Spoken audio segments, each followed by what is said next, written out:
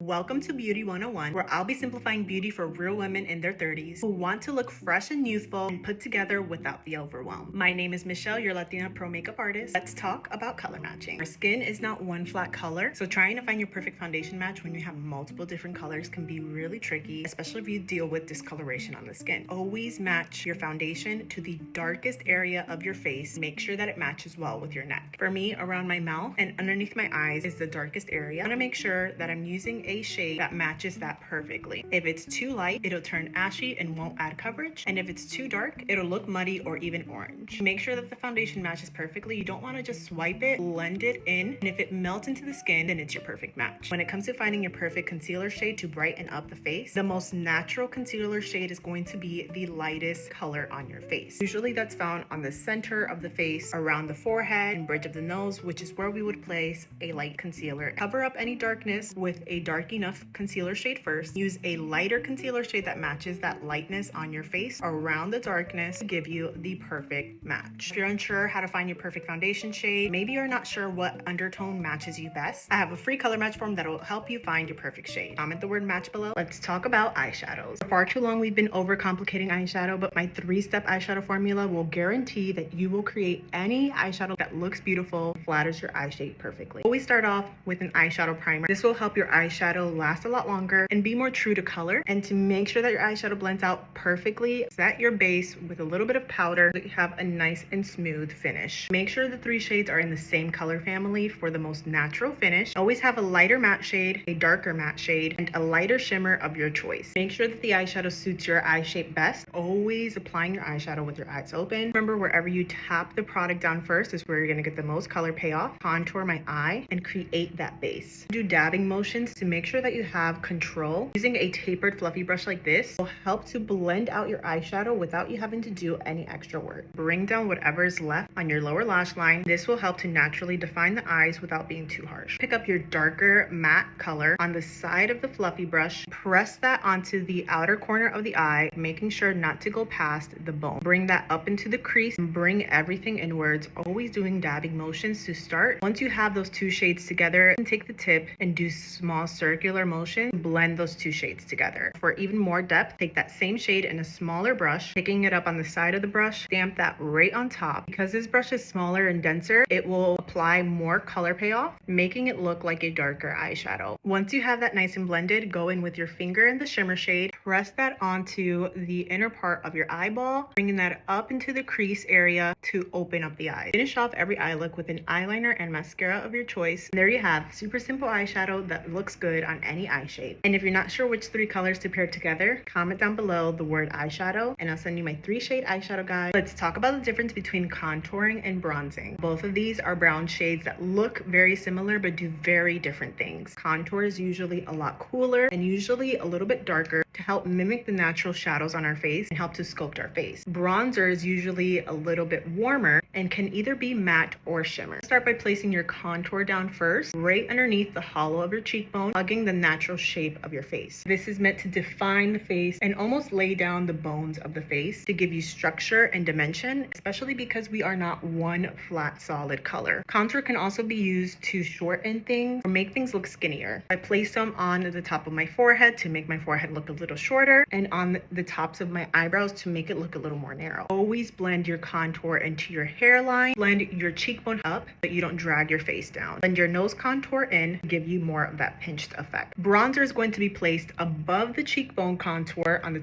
top of the cheekbones. This is going to mimic that natural sun-kissed finish and instantly give your face warmth and an instant lift. You can also place it on the top of the nose and below your forehead contour. I especially love using it as a base on my eye to give me natural color and an instant eye lift. Just remember, contour will shape and bring things back, while bronzer is going to lift and bring things forward. Be sure to send this to a friend who's struggling to know the difference between contour and bronzer. Let's talk about one of the most important steps for youthful glow, adding color back into your face. The first way you can do it is by using the perfect blush shade for your skin tone. If you're not sure what color to use, usually something that matches your natural natural lip color, give the most natural glow. As we get older, we tend to lose a lot of that color. So I recommend using something that's dark enough that's actually going to show up on your skin tone that also has the same undertone as your skin as well. Using a blush that's too light or too pale will make you look ghostly and ashy and won't really show up on the skin. Using something that's the wrong undertone can stand out a little bit too much and almost look a little harsh on the face. For a more lifted effect, start at the back of the hairline near the temples and work your way forward, stopping at the pupil, creating U shape for a lifted effect. If you're someone like me who has a pretty long face, starting at the front of the cheekbone and working your way back, it's going to give you a more fuller and youthful effect. You always want to make sure that you tap and blend back towards the hairline. This creates a lot more fullness on my face. Similar rules apply for lip color. You want to make sure that the color is dark enough, and if it is too light,